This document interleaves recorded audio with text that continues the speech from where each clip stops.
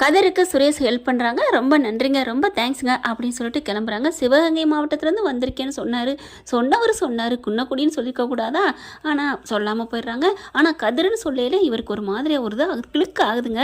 அதாவது என்ன அப்படின்னா, ராஜி சொல்லியிருக்காங்களே கதிர் அப்படின்னு. ஆனாலும் சரி, ஏதோ ஒரு கட்டத்தில் பேசுனது மறந்துட்டு அவர் வாட்டுக்கு எதா இருந்தாலும் வந்து கால் பண்ணுங்க, பேசுங்க அப்படின்னு சொல்லிட்டு போகிறாருங்க. சுரேஷ் வர வர வேற லெவல்யா அப்படின்னு தாங்க எனக்கு தோணுது. இப்போ கதிர் மாத்திரையை கொண்டு போய் அங்கே கொண்டே கொடுக்குறாங்க. என்ன சார் இப்படிலாம் வராமல் லேட் ஆக்குறதா அப்படின்னு ரிசப்ஷனில் திட்டுறாங்க. சாரிங்க அப்படின்னு சொல்லிட்டு அதான் சொன்னேனே அப்படின்னு சொல்லிட்டு உள்ளார போகிறாங்க. அவர் பார்த்தா கொஞ்சம் அப்படியே ஒரு டயர்டாக படுத்திருக்காரு. மாமா வேறு ஏதாவது பிரச்சனையா, உங்களுக்கு ஏதாவது வேணுமா? ஒன்றும் வேணாம் அப்படிங்கிறாங்க. இருங்க அப்படின்னு சொல்லிட்டு நான் போய் ஜூஸ் அடித்து கொடுக்குறேன் அப்படின்னு எல்லாம் வாங்கிட்டு வந்து வைக்கிறாரு. வாங்கிட்டு வந்து கொடுக்கக்கூடாதுன்னு பழத்தை அப்படியே புழிஞ்சு அந்த இதிலே புழியிறாருங்க. பார்த்து ரசிக்கிறாருங்க மருமையனை. ஐயோ யாருக்கெல்லாம் மாமனாரும் மருமையை இந்த காம்போ பிடிச்சிருக்குங்கிறவங்க கமெண்ட்ஸில் சொல்லிடுங்க ஃப்ரெண்ட்ஸ். சூப்பர் கதிர் மாமனார் அப்படின்னு கதிர் சொன்னா அப்படி பார்த்தீங்களா, எனக்கு ரொம்ப பிடிச்சிருந்துச்சு. உங்களை போயிட்டு பார்த்துட்டு நான் பயந்து இருந்துட்டேன், நீங்கள் ரொம்ப சின்ன பிள்ளையா இருக்கீங்க அப்படின்னு சொல்லல அப்படின்னு முறைக்க உடனே கதிர் ஐயோ சும்மா ஒரு ஃப்ளோவில் வந்துருச்சுங்க. எனக்கு என்னமோ தெரிலங்க, ஒரு ஆம்பளையும் பேசிக்கிட்டத ஒரு ஆத்மார்த்தமாக ரசிக்கிறேன் அப்படின்னா அது இந்த இவங்களோட தாங்க. எனக்கு ரொம்ப பிடிச்சிருங்க. கதிர் பண்ணுறதெல்லாம் பார்த்து அந்த மாமனார் ரசிக்கிறது, அவருக்கு இவர் துணை நின்று அப்படி நம்ம தங்க கட்டி கதிரை பற்றி எல்லாருக்கும் தெரியுமே. இருந்தாலும் எனக்கு தான் இப்படி தோணுச்சா, உங்கள் எல்லாருக்கும் தோணுச்சா அப்படின்னா எனக்கும் அப்படின்னு கமெண்ட்ஸில் சொல்லிடுங்க. இங்கே சுரேஷ் எல்லாம் வந்துடுறாங்க. என்ன எல்லாத்தையும் முடிச்சுட்டு வீட்டுக்கு வந்துடுறாங்களா? ஐயோ இந்த வாயை எங்கே தாங்க எடுத்தாங்கன்னு தெரியல, வங்கக்கடவுலேருந்து எடுத்துகிட்டு வந்தாங்களான்னு தெரியல. இங்கே மலர் மாமியாரை தான் சொல்கிறேன், என்னம்மா படுத்தி எடுக்குதுங்க. ஆனால் நார்மலாக காமிச்சா பண்ணலாம் போல இருக்குங்க, இவங்க மிகைப்படுத்தி காமிக்கிறனால தான். ஏன்னா இப்போ யாருமே போயிட்டு வருவாங்க, அம்மா போயிட்டு தண்ணி கொண்டாம்மா, சுடு தண்ணி கொடுமா அப்படின்னு சொல்லல. ஓகே இதே கோமதி சொன்னாலும் நார்மலாக இருக்க மாதிரி இருக்கும். இவங்க ஒரு பூச்சாண்டி காமிக்கிற மாதிரி ஒரு கெட்டவங்களாவே காமிக்கிறாங்க போல இருக்கு. அதனால அவங்க எது பண்ணாலும் தப்பாவே தெரியுதுங்க. எல்லாரும் சாப்பிட்டாச்சா அப்படின்னு சொல்லிட்டு பேசிக்கிட்டே இங்கே வர்றாரு சுரேஷ். உன் வேலை முக்கியம்னு போயிட்டியா அப்படிங்கிற. என்ன பண்ணுறது, போலீஸ்கார வேலை அப்படித்தான் அப்படின்னு சொல்லிட்டு சாப்பிட உட்காடுறாங்க. சாப்பிடல மலர் தான் எல்லாம் பரிமாறுது. மதி இருந்துட்டு நான் பண்ணுறேன், நீங்கள் போய் உட்காருங்கக்கா. அதெல்லாம் முடியாது, நான் பண்ணுறேன் அப்படின்னு சொல்லிட்டு ரெண்டு பேருமே மாறி செய்கிறாங்க. சுரேஷ் பார்க்குறாரு, பரவாயில்லையே நம்ம ஆள் வேலையெல்லாம் பார்க்க ஆரம்பிச்சிட்டா, எப்படியோ நல்லா இருந்தால் சரி அப்படின்னு சுரேஷ் சாப்பிட உட்காடுறாங்க. போய் ட்ரெஸ் எல்லாம் மாற்றிட்டு வாடா அப்படிங்கிறாங்க. பரவாயில்ல இருக்கட்டும், சரியான பசியாக இருக்குது அப்படின்னு சொல்லல. அட போய் பண்ணிட்டு வாடா அப்படின்னு அம்மா சொன்னோன்னே சரி அப்படின்ட்டு போகிறாங்க. மதி பார்க்குறாங்க, சே பசின்னு சாப்பிட உட்காந்தவரை இப்படி எழுப்பி விடுதே அப்படின்னு சொல்லிட்டு அடுப்படிக்கு போகிற மாதிரி போயிட்டு ரூம்குள்ளே போகுதுங்க. மதி போயிட்டு அப்படின்னு சொல்ல அப்படி திரும்பி பார்க்குறாரு. என்ன அப்படின்னு திரும்பி பார்க்க, ஒன்றும் இல்லை அது வந்து அப்படிங்கிற. என்ன சொல்லு. ஒன்றும் இல்லைப்பா, ஒன்றும் இல்லை. அவங்களுக்கு ஒரு மாதிரியாக இருக்குது, ஆறுதல் சொல்கிறக்காத்தான் வர்றாங்க புருஷனுக்காண்டி. ஆனாலும் ஒன்றும் பதில் சொல்ல முடியாமல், ஒன்றும் இல்லை சும்மா ஏதோ மறந்து வச்சுட்டு போயிட்டேன், ஃபோனு அப்படின்னு சொல்லிட்டு போயிடுறாங்க. சுரேஷ் கரெக்டாக கணிக்கிறாரு, நம்ம ஆள் வந்தது நம்மளை கவனிக்கத்தான். அம்மா சாப்பிடாம அனுப்பிடுச்சே அப்படிங்கிறதுனால நம்மக்கிட்ட வந்து சமாதானப்படுத்தலான்னு வந்திருக்கா. ஆனாலும் அந்த மண் ஒட்டலைன்னு சொல்லுவாங்கல்ல, கீழே விழுந்தாலும் அந்த மாதிரி போகிறா பற்றியா. சரி வந்தாலே அது வரைக்கும் அப்படின்னு இருக்கல. வாசப்படியை தாண்டி போகிறவங்க திரும்பி பார்க்குறாங்க. என்ன அப்படிங்கிறாரு. சாப்பிட வரீங்களா அப்படின்னு ஜாடையில் அப்படி வாய்கிட்ட விரலை வச்சு காமிச்சிட்டு போகிறாங்க. இந்தா வர்றேன் அப்படின்னு சொல்லிட்டு டக்குன்னு ட்ரெஸ்ஸை மாற்றுறாரு. டக்குன்னு போய் மூஞ்சியை கை கால் கழுவிட்டு வேகமாக வராரு. பொண்டாட்டி வந்துட்டு போயிட்டால, அதனால சாப்பிட்றதுக்காண்டி வேகமாக போய் உட்காராங்க. மதி போய் எடுத்தாந்து கொடுக்குதுங்க. சுரேஷுக்கு பிடிச்சதெல்லாம் எடுத்தாந்து வைக்க பார்க்குது மாமியாக்காரி. என்ன அதிசயமாக இருக்குது, வேலையெல்லாம் பார்க்குற மாதிரி இருக்குது. என்னத்தான் உங்களுக்கு பிரச்சனை? நான் ஏதாவது சொன்னாலும் குத்தம், சொல்லலைனாலும் குத்தம். அம்மா தாயை விடுமா, நான் தெரியாமல் சொல்லிட்டேன் அப்படின்னு அவங்க மாமியார் சொல்ல சுரேஷ் பார்க்குறாரு. அம்மா அவள் என்ன பண்ணா, வாட்டுக்கு சாப்பாடு எடுத்தாந்து வைக்கிறா, அது தப்பா? அடே எப்படா தாசனானே? என்ன தாசனா? நான் சுரேஷ் தான். தெரியுது சுரேஷ் தான். ஆனால் நீனும் நல்லா பொண்டாட்டி தாசன் ஆயிட்டடா. நீ ஒருத்தந்த முறுக்கிக்கிட்டு நல்லா இருக்கேன்னு நினச்சேன், நீனும் அங்கடியே விழுந்துட்டியா அப்படி சொல்ல உடனே பார்க்குறாங்க மீனா. என்னத்தை மாமா விழுந்து எப்படியோ ஒரு 35 வருஷம் இருக்கும்ல, அவர் விழுக்காத விழுத்தாடா அப்படின்னு சொல்ல, உங்கள் தங்கச்சி மகளுக்கு ரொம்ப தாங்க வாய்க்கொழுப்பு அப்படின்னு சொன்னேன். சரி விடு, அவள் என்னப்பா பொய் தப்பாக சொல்லிட்டா, நான் இதில் தொப்பக்கடின்னு விழுந்தவன் தானே, 35 வருஷம் ஆச்சுல்ல. இருங்க உங்களுக்கு அப்புறம் வச்சுக்கிறேன். ஐயோ இன்னமும் அப்புறம் வச்சுக்கிற வேலை இருக்காத்த, ஏய் ஒன்று அப்படி சொல்லி பேசிகிட்டு இருக்காங்க. என்ன இருந்தாலும் பொண்டாட்டினா பாசமாக இருக்கத்தான் செய்யணும், அதுக்காண்டி பொண்டாட்டிக்கு அடங்கி போயிடக்கூடாது, அடக்கியும் இருக்கணும் அப்படி சொல்ல. அதாவது மாமா மாதிரி அப்படித்தானே. ஏய் மாமலாம் அடங்கிலாம் இல்லடி, அட்டைக்கு தாண்டி இருக்காரு, அதை தான் நான் சொன்னேன். நீ டபுள் இதில் பேசுகிறடி. 1000 இருந்தாலும் சரி, மாமனார் மாமியாருக்கு மதிப்பு கொடுக்குறாங்க பாரு, அதில் அடிச்சுக்கிறதுக்கு என் மாப்பிள்ளை ஆகாது இங்கே பாரு என் மருமையை அடிக்கிறார் பாரு, கரெக்டாக அடிக்கிறாருங்க சொல்லிக்கிட்டு இருக்கீங்களே.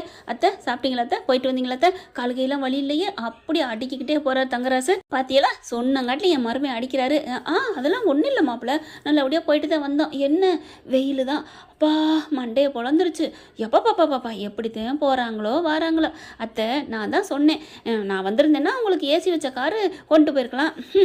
அடே அப்பா, பீத்தலுக்கு மட்டும் பெருமை கலைஞ்சிங்க அப்படின்னு திரும்பிக்கிறதுங்க மலரும் மதி எல்லாமே பார்க்குறாங்க. சிரிக்கிறீங்களாடி, சிரிங்க அப்படின்னு நினச்சிட்டு மாப்பிள்ள பரவாயில்ல மாப்பிள்ள, போயிட்டு வந்தாச்சு, ரொம்ப உடம்பெல்லாம் வலிக்குது, என்ன பண்ணுறது, அதான் சாப்பிட்டு படுக்கலான்னு இருக்கிறோம் அப்படி சொல்ல, நீங்களும் வந்திருந்தா நல்லா இருந்திருக்கும். விடுங்கத்த, நீங்கள் கவலைப்படாதீங்க, காலையில் நான் டாக்டரை கூப்பிட்டு வரட்டுமா? டாக்டர்லாம் வேணாம் மாப்பிள்ள. இல்லை நான் இப்போவே வர சொல்லிட்டா? வேணாம், ராத்திரி ஆயிடுச்சு, வேணாம், எதுக்கு, விட்டுருங்க அப்படி சொல்ல, மாமாவுக்கு எப்படி இருக்குது?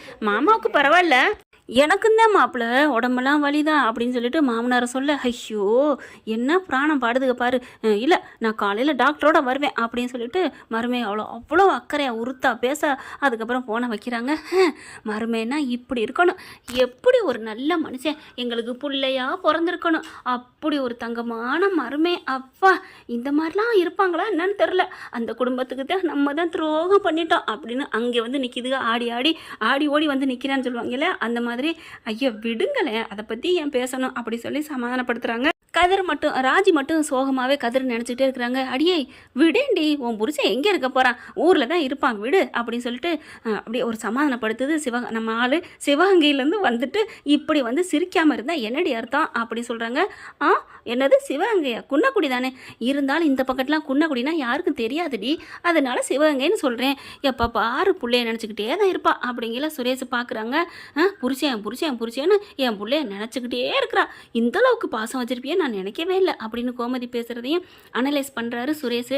அதுக்கப்புறம் அவங்க அம்மா அப்பா அப்படி பேசிக்கிட்டே இருக்காங்களா, அதை பார்த்துட்டு இங்கே பாருங்கம்மா, நம்ம வீட்டில் நம்ம மாப்பிள்ள தான், நம்ம மாமா தான் இவ்வளோ பாசமாக இருக்காரு மாமனார் மாமியார் மேலே அப்படின்னு நான் இவ்வளோ நினச்சிருக்கேன் தெரியுமா, சந்தோஷமாக பெருமையா. ஆனால் மாமாவை விட, மாமா அளவுக்கு இல்லைனாலும் இல்லை மாமா விடனே சொல்லலாம், அப்படித்தான் ஒரு மாமனாரை எவ்வளோ பக்குவமாக ஆப்ரேஷனுக்காண்டி இங்கே வந்திருக்காருன்னா பார்த்துக்கோங்களேன். அவரை கூட இப்போ தான் நான் பார்த்துட்டு வந்தேன் அப்படின்னு சொல்ல, அப்படியா? ஆமாம், அவருக்கு ஏதோ கேன்சரா, பாவம் இப்போ தான் நான் ஒரு அந்த கேஸ் மாதிரி அதுவும் அடிபட்டுட்டு ரொம்ப எல்லாரும் மொச்சிட்டாங்க, இப்படி இருக்கக்கூடாது, நான் தான் போயிட்டு அப்புறம் சமாதானம் பண்ணி அந்த ஆளை அனுப்பி வச்சுட்டு வந்தேன் அப்படிங்கிறாங்க. இவங்க பார்த்தா இங்கிட்டு சோகமாக இருக்கிறாங்களா, அவர் பேர் கூட ஏதோ கதிர்னு சொன்னார் அப்படின்னு இங்கே சொல்ல, சுரேஷ் சொன்னக்கையோட ராஜி பார்க்குறாங்க. என்னது கதிரா நீங்கள் பார்த்தீங்களா? ஆமாங்க கதிர்னா சொன்னாங்க. ஏன் அப்படிங்கல, இல்லை எங்கள் பிள்ளையும் என் பிள்ளையும் கதிர் தான். ஆமாம், அவங்க சிவகங்கையில தான் வந்தேன்னு சொன்னாங்க. நீங்கள் இப்போ ஏதோ சொன்னீங்களே சிவகங்கை குன்னக்குடின்னு, அந்த தம்பியும் அந்த ஆளும் ஆமாம் சிவகங்கைன்னு தான் சொன்னார், கதிர்னு தான் சொன்னார். கதிர் அத்தை பார்த்தீங்களா, அப்போ அவர் தான் கதிர் தான், நான் தான் சொன்னேன்ல இங்கே பார்த்தேன்னு அப்படின்னு என் ராஜி சொல்ல, இருடி, அவங்க உலகத்தில் 1000 கதிர் இருக்கும், 1000 மாமனார் இருப்பாங்க, அதை அந்த புள்ள பார்த்துட்டு வந்து சொல்லும். சிவகங்கைன்னு சொல்கிறாங்களே, சிவகங்கைனா சிவகங்கையில் இன்னொரு கதிர் இருக்கக்கூடாதா? இன்னொரு மாமனாருக்கு வைத்தியம் பார்க்கக்கூடாதா? ஏன் அண்ணனுக்கு என்னடி, என் அண்ணன் நல்லா தான் ஜம்முன்னு தான் இருப்பார், நீ சும்மா இரு, மாமனாருக்கு முடியலன்னு யாரோ ஒரு மருமையன், ஏதோ ஒரு மருமையன், அதுலேயும் ஓம் புருஷனை என் அண்ணன் கூட்டிக்கிட்டு வருதா? எங்கடி, அவர் கிழக்கு இவர் மேற்கு, இதுங்க ரெண்டும் ஒன்றா வருதா? சும்மா இருடி அப்படின்னு சொல்லல, அப்படியே யோசனை பண்ணி பார்க்குறாங்க. மதி என்ன பண்ணுது, இருங்க, இப்போ உங்கள் புருஷன் பேர் கதிர், இவங்க பார்த்துட்டு வந்ததும் கதிர், அதே நேரம் சிவகங்கையிலேருந்து வந்திருக்கேன்னு சொல்கிறாங்க. ஆமாம் அப்படிங்கிறாரு கதிரும். அதுக்கு நம்ம சுரேஷும் சொல்கிறாரு ஆமாம் அப்படின்னு. அதுக்கப்புறம் இங்கே மதி என்ன பண்ணுது, சரி நீங்கள் கதிர் போட்டோ வச்சுருப்பீங்களா, அதை காமிங்க, பார்த்துட்டா சரியாக போகுது, 2 பேரும் ஓராளான்னு. வாவ் சூப்பர் அப்படின்னு சுரேஷ் வாயை விட்டு சொல்ல, என்னடா சூப்பர்னு பொண்டாட்டி முந்தானே இப்பயே பிடிக்கிற, அவங்க ஆத்தாக்காரி இது. உடனே கோமதி இருந்துட்டு, அம்மா அவள் சொன்னது சரியான குழுமா, நல்ல குழு கொடுத்துருக்கா, ராஜி ஃபோட்டோ காமி அப்படி சொல்ல ஃபோட்டோ எடுத்து காமிக்கிறாங்க. ஃபோட்டோ பார்த்தோன்னே சுரேஷ், இவர்கிட்ட தான் நான் இப்போ பேசிட்டு வந்தேன். என்னது கதிர்கிட்ட பேசிட்டு வந்தீங்களா? அப்போ மாமனாருக்கு முடியலையா? மாமனார்னா என் அண்ணன் தான், என் அண்ணன் முத்துவேலு தான், எந்த ஆஸ்பத்திரியில் சேர்த்துருக்கான்னு சொன்னாங்க அப்படிங்கிற அந்த ஆஸ்பத்திரியும் சொல்கிறாங்க. சுரேஷை பிடிச்சி அலப்புறாங்க. ராஜி வந்து, எங்கே ப்ரோ சொல்லுங்க, நீ எங்கே பார்த்தீங்க, எந்த ஆஸ்பத்திரி அப்படிங்கல. இங்கே இந்த பிள்ளையும் கோமதியும், என் அண்ணனுக்கு என்னாச்சு அப்படின்னு சொல்லிட்டு, மாமனார்னா என் அண்ணன் தான், முத்துவேல் அண்ணன் தான், ஐயோ என் அண்ணன் அண்ணனுக்கு என்னங்கல சரி பதட்டப்படாதீங்க அப்படின்னு சொல்லிட்டு சரி நம்ம இங்கே போவோம், ஆஸ்பத்திரிக்கு போவோம் வாங்க அப்படின்னு எல்லாரும் கிளம்புறாங்க.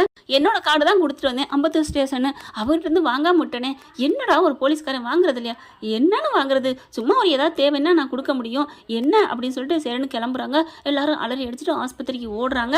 அங்கே பார்த்தீங்கன்னா முத்துவேலுக்காண்டி பழத்தை அப்படியே புழிஞ்சு டம்ளரில் வடிகட்டி குடிங்க மாமா குடிங்க அப்படின்னு சொல்லிட்டு இருக்காங்க. அங்கே போய் ரிசப்ஷனில் கேட்குறாங்க முத்துவேலுக்கு ஆப்ரேஷனா அப்படின்னு சொல்லிட்டு, ஆமாம் நடந்து முடிஞ்சிருச்சே காலையில் அப்படிங்கிறாங்க. யார் யார் வந்திருக்கா, அவங்க மருமைன்னு தான் சொல்லி கதிர்வேலன் மட்டும்தான் இருக்காரு, ஏமா அவங்களுக்கு யாருமே இல்லையா, அவர் வாட்டுக்கு மாத்திரை வாங்க போகிறாரு லேட் ஆகிட்டாரு அப்படின்னு சொல்ல, ஐயோ எங்கள் அப்பாவுக்கு தான் அப்படின்னு சொல்லி தலையில் அடிச்சுட்டு ஓடுறாங்க. என்ன நம்பர்னு கேட்குறாங்க. வார்டு நம்பரை சொல்லிடுறாங்க. அங்கே வேகமாக அலறி அடித்து ஓட கதவு வந்து லைட்டாக தான் திறந்துருக்கு. கதவை திறந்தா இவர் அழகாக ஜூஸ் கொடுத்துட்ருக்காரு. பார்க்குறாங்க. பார்த்தோன்னா அலறி அடித்து அப்படி துடிச்சு போகிறாங்க. அப்பான்னு கத்த அண்ணேன்னு கத்த இவங்களுக்கு அப்படி தூக்கி வாரி போடுது. எல்லாம் ஒய்யின்னு உள்ளற போது அவங்க வழக்கம் போல் ரெண்டு பேராக போங்கம்மா சும்மா இருமா அப்படின்னு எல்லாம் உள்ளார ஓடுறாங்க. ஓடி போய் கட்டி பிடிச்சி அழுகிறாங்க. அண்ணே என்னென்ன ஆச்சு அப்படின்னு சொல்லிட்டு கொய்யுன்னு எல்லாம் அழுக. ஒன்றும் இல்லைம்மா ஆப்ரேஷன் பண்ணியிருக்கு அம்மா தள்ளிக்கங்கம்மா அப்படின்னு சொல்ல, அதுக்கப்புறம் கொஞ்சம் கொஞ்சமாக அழுக அடங்குதுன்னு வைங்களேன். ஏப்பா அப்படி என்கிட்ட சொல்லவே இல்லை அப்படிங்கல. இல்லைம்மா யாரும் கஷ்டப்படக்கூடாது தான் யார்கிட்டையும் சொல்லலை அப்படிங்கிறாரு. கதிரை பிடிச்சி அடின்னு அடிக்கிறாங்க. ஏன்டா சொல்லலை நீயாவது சொல்லியிருக்கலாம்ல, ஏன்டா திருட்டுப்பலை அப்படின்னு அடின்னு அடிக்க, அம்மா மாப்பிள்ளைய அடிக்காதம்மா அப்படிங்கிறாரு. அண்ணே வாயால் மாப்பிள்ளையா அப்படின்னு கோமதிக்கு ஒரே சந்தோஷம் குசி. அண்ணே என்னென்ன சொன்னேன், மாப்பிள்ளை நான் சொன்னேன். ஆமாம் கோமதி இங்கே வாமா தங்கச்சி அப்படின்னு சொல்ல, என்னைய கோமதின்னு கூப்பிட்டியானே, என்ன அண்ணேன்னு கூப்பிட்டியானே அப்படிங்கல, என்ன தங்கச்சின்னு கூப்பிட்டியானேன்னு அண்ணேன்னு வந்து பக்கத்தில் வந்து உட்காந்துட்டு அழுகுறாங்க. ஆனால் நல்ல பாச போராட்டம் தாங்க சொல்லணும். இவ்வளோதான் பார்த்துக்கிட்டப்பா, ஒன்று நான் மறக்கவே மாட்டேன்னு முத்துவேலு சொல்கிறதும், நீங்கள் மட்டும் எங்களுக்கு ஒன்று ஸ்டேஷனில் வந்து சொல்லலையா, இல்லை எவ்வளோ நேரத்தில் எங்களுக்காக பணம் 10 லட்சம் கொடுக்க ரெடியாகி வரலையா, பரவாயில்ல விடுங்க நீங்கள் நல்லா வந்துடுவீங்க, அதுக்கப்புறம் எப்பவும் போல் தெம்பா சண்டை போடுவோன்னு கதிர் சொன்னது சூப்பராக இருந்துச்சு. இப்போவும் அதே மாதிரி தான். இப்போ மாப்பிள்ளையை திட்டாதமான்னு அடிக்காதமான்னு சொன்னோன்னே ராஜிக்கு அப்படி ஒரு சந்தோஷம் மாப்பிள்ளைன்னு கூப்பிட்டது. அதுக்கப்புறம் ஏண்டா சொல்லலைன்னு அடித்த கையை அணைச்சிக்கிறது. அப்படியே அழுகுறாங்க கட்டி பிடிச்சிக்கிட்டு.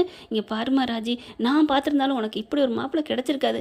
கோமதி நீ தங்க பிள்ளைய பெற்று கொடுத்துருக்கம்மா, என்னை ஒரு தாய் எங்கள் அம்மா எப்படி பார்த்துக்குமோ அது மாதிரி பார்த்துக்கிட்டாம்மா அப்படின்னு அழுக. மாமா அப்படின்னு வேகமாக கண்ணை துடைக்கிறாரு கையை வச்சு. பார்த்தீங்களா என் கண்ணிலேருந்து ஒரு சொட்டு கண்ணீர் கூட வரவிட மாட்டேங்கிறாரு. ஏன் தங்கச்சி நீ இருக்கிற பொண்ணு இருக்குது, இவங்க கை வச்சு துடைக்கல பார்த்தியா அப்படிங்கிற கதிர் ஒரு புள்ளை பெருமையாக நினைக்கிறது இந்த மாதிரி ஒரு தருணம் தாண்டா, எனக்கு ரொம்ப சந்தோஷமாக இருக்குடா அப்படிங்கிறாங்க. அப்புறமா சுரேஷை பார்க்குறாங்க. சுரேஷ் உனக்கு தாண்டா இதுக்கெல்லாம் நன்றி சொல்லணும் அப்படின்னு சொல்லிட்டு அப்படியே ரொம்ப கையை பிடிச்சி நன்றி சொல்கிறாங்க. பரவாயில்ல இருக்கட்டும், இது மதினால தான், மதி தானே ஐடியா கொடுத்துச்சு. ஆமாம் இல்லை ஃபோட்டோ பாருன்னு சொல்லலை, நம்ம வாட்டுக்கு பேசாமல் இருந்திருப்போம் அப்படிங்கிறாங்க. மதி உனக்கும் தேங்க்ஸ் டி அப்படின்னு கோமதி சொல்ல, அதுக்கப்புறம் எல்லாம் சந்தோஷமாகறாங்க. இப்போ வீட்டுக்கு எப்படி சொல்கிறது, சொன்னோம்னா நம்மளை ஆஞ்சு போடுவாங்களே, பரவாயில்ல இருக்கட்டும் நம்ம நாளைக்கே டிசார்ஜ் ஆகி போய் வீட்டில் போய் காமிச்சிக்கலாம் அப்படின்னு ஒரு முடிவு எடுக்கிறாங்க. அதே மாதிரி அங்கே தங்கிடுறாங்க. நாங்கள் இனிமேல் உங்கள் வீட்டுக்கு வரல, சுரேஷையும் மதியம் வழி அனுப்பி வைக்கிறாங்க. சரி பார்த்துக்கங்க ஏதாவது ஒன்று எங்கிட்ட கூப்பிடுங்க அப்படின்ட்டு எல்லாரும் போயிடுறாங்க. இங்கே பக்கத்தில் இருக்கிறாங்க, பார்த்து செய்கிறாங்க. பார்த்தா புராணம் பாடுறாரு கதிரை பற்றி ராஜிக்கிட்ட. அப்படி தான் பாடுறாருங்க. இங்கே பாருமா உன் புருஷன் நல்லவமா, நீ அவனை விட்டுறாதம்மா, எக்காரணத்தை கொண்டு கதிரை மட்டும் விட்டுறாத, இது அப்பாவுக்கு நீ செய்ய வேண்டிய கடமை, அப்பாவுக்கு நீ ஏதாவது செய்யணும் அப்படின்னு நினச்சா கதிரை மட்டும் கைவிட்டுறாத, எந்த சூழ்நிலையும் அவரை விட்டு கொடுத்துறாத அப்படிங்கிறாங்க. அப்பா எனக்கு தெரியும்ப்பா, நான் உயிர் போகிற நேரத்தில் என்னை கை கொடுத்து தூக்கி விட்டவங்க அத்தையும் அவரும், அப்படி இருக்கல அவரை நான் ஏப்பா விடணும், நம்ம தான்ப்பா அவங்களுக்கு நிறையா நன்றி கடன் பட்டிருக்கோம். ஆமாம்மா அப்படின்னு சொல்லி கட்டிக்கிட்டு அழுகுறாங்க. பாடி போக்கத்தவளை, எப்படி வந்து என் அன்னைங்க வந்து நின்று எங்களுக்காக சாட்சி சொன்னாங்க, அதை விடவாடி ஒன்று வேணும், அப்படி துன்பப்பட்டு துவண்டு கிடந்த நேரத்தில் தோல் கொடுத்து சொந்தமாக நின்று நான் இருக்கேன்னு வந்து நின்னாங்கடி எங்கள் அன்னைங்க, நாங்கள் எப்போவுமே உதவி குணத்தில் பிறந்தவங்கடி அப்படின்னு மார்த்தட்டிக்கிறது. அதுக்கப்புறம் டிசார்ஜ் ஆகி வீட்டுக்கு கிளம்பி வராங்க. அதுக்குள்ளே இங்கே சக்திவேலு அப்படியே வெறியில் நிற்கிறாரு. எங்கே போனால் எங்கே வந்தான்னு தெரிஞ்சுக்கணும் அப்படின்னு சொல்லிட்டு இங்கே புண்ணு ஆறினதுக்கப்புறம் மெதுவாக தானே ஓட்டிகிட்டு வருவார் மாமனார். இவங்க வண்டியில் இடம் பார்த்ததுக்கு அவங்கவுங்க இன்னொரு காரில் போயிடுறாங்களா. இவங்க எல்லாம் பத்திரமா பார்த்து கூட்டிகிட்டு வராரு. வீட்டுக்கு வந்து இறங்குனா வர்றதுக்கு முன்னாடி அவங்க அம்மா கிட்ட எல்லாம் சொல்கிறாங்க, அப்பா வராங்க அப்படின்ட்டு. எல்லாரும் வராங்களா என்ன அப்படின்னு சொல்லிட்டு எல்லாம் நிற்க அப்பத்தாக்கிட்ட உண்மையை சொல்கிறாங்க. இங்கே பாருங்கள் அப்படின்னு சொல்லி வீடியோ கால் அடிக்கிறாங்க. அதனால் அட்டன் பண்ணாமல் இருக்க முடியலை. எல்லாம் உண்மையை சொல்லணும்னா கொய்யோ முயன்னு துடிச்சுக்கிட்டு நிற்கிறாங்க. சக்திவேலு எங்கே போயிட்டு வரேன் இங்கே வரட்டும் அப்படின்ட்டு இருக்கல. அப்பத்தா மட்டும் அப்படியே தவிச்சுக்கிட்டு இருக்கு. என் பிள்ளைக்கு என்னாச்சோ ஏதாச்சோ அப்படின்ட்டு இறங்குறாங்க. ஆரத்தி ரெடியாக கரைச்சி வச்சுக்கிட்டு நிற்க சக்திவேல் பார்க்குறாரு. என்னென்ன நடக்குது, என்னென்ன பண்ணிட்டு வந்திருக்க, என்கிட்ட ஒரு வார்த்தை சொன்னியா, இதுங்களை கூட்டு போயிட்டு வந்திருக்கிற, எல்லாத்தையும் அமைக்கிக்கிட்டு எழுதி வாங்கியிருப்பாங்களே அப்படின்னு சொன்ன. டேய் வாயை மூடுறா, அவங்க இன்னைக்கு உயிரை காப்பாற்றி கூட்டியாந்துருக்காங்க, அவங்கள போய் இப்படி பேசுகிற. அண்ணே நான் மட்டும் உன்னை காப்பாற்றாம விட்டுருவேன்னா என்ன? எங்கே எனக்கு ஒன்றுனா நீ நேரம் என்ன பண்ணிப்பேன் எனக்கே தெரியாதுடா, அந்தளவுக்கு நீ என் மேலே பாசம் வச்சுருக்கேன்டா, அதனால தான் உன்கிட்ட சொல்லலை அப்படிங்கிறாங்க. பார்த்தா அப்படி பார்க்குறாரு, அண்ணே ஏன்னா இப்படி பண்ண, ஏன்னா என்கிட்ட சொல்லலை அப்படின்னு சின்ன பிள்ளை மாதிரி கட்டி பிடிச்சி அழுகிறாரு. இங்கே ஆரத்திலாம் கரைச்சி வாங்க வீட்டுக்குள்ளேன்னு சொல்லி கூப்பிட அப்படியே சக்தி அந்த கதிர்வேலு அவங்க குடும்பம் அப்படியே நிற்கிது. முத்துவேல் என்ன பண்ணுறாரு, வாமா வா உள்ள வா கோமதி, வாங்க மாப்பிள்ள. என்ன மாப்பிள்ளையெல்லாம் கூப்பிட ஆரம்பிச்சிட்டாரு. சக்திவேலுக்கு அப்படியே தூக்கி வாரி போடுது. ஆனால் குமாருக்கு மட்டும் சின்னதாக சந்தோஷம். ஏன்னா அரசி வருவாள்ல, அவள் வருவாளா அவள் வருவாளான்னு பார்த்துக்கிட்டே இருக்க இவங்க எல்லாம் வரவும் அரசியும் வேகமாக ஓடி உள்ளார வருதுங்க. என்னாச்சு மாமா என்னாச்சு அப்படின்னுட்டு இங்கே பார்த்து பேச வைக்க குமார் அப்படியே வச்ச கண்ணு வாங்காமல் அரசியை சைட் அடித்து அப்படியே கண் அடிக்கிறாரு. இதுங்க ரூட்டு இப்படி போயிட்டுருக்கு. என்ன ஃப்ரெண்ட், இப்படிலாம் போக வாய்ப்புகள் இருக்குது, பார்க்கலாம். இப்படி போனால் நல்லா தானே இருக்கும். இந்த பதிவு உங்களுக்கு பிடிச்சிருந்துச்சுன்னா உங்கள் பொண்ணான கையில் ஒரு லைக்கை போட்டு சப்ஸ்கிரைப் பண்ணி ஆதரவு கொடுங்க அன்பு உறவுகளை. Thank you friends. இந்த வீடியோ உங்களுக்கு பிடிச்சிருந்தா தயவு செய்து லைக் பண்ணுங்க. இன்னும் அப்டேட்ஸ்க்காக சேனலை சப்ஸ்கிரைப் பண்ண மறக்காதீங்க. நம்ம கிட்ட இருக்க எல்லா சேனல்ஸோட லேட்டஸ்ட் வீடியோ அப்டேட்ஸ்க்காக மேல ரைட் சைடுல காட்டுற லிங்கை கிளிக் பண்ணி வாட்ஸ்அப் குரூப்ல ஜாயின் பண்ணுங்க. உங்களிடம் விடைபெறுவது நான் உங்கள் மெஹர்.